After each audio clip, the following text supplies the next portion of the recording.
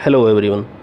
In this video I'm going to show you how you can use Google Maps offline or without an internet connection for navigation purpose.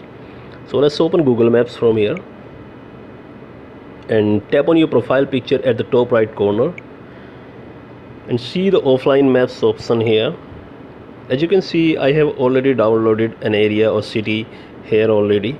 So let's see how we can download a city or area on Google Maps. So I have just tap on select an area and I'm gonna download this Bagpat city here.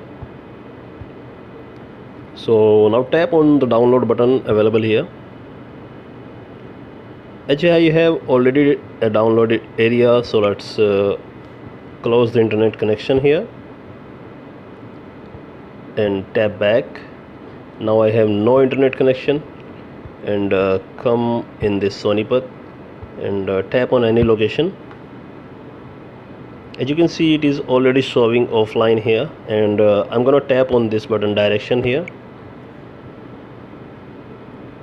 and as you can see, it is showing navigation from my location and you can also search for any route within Sonipat. So I'm gonna tap on Sonipat.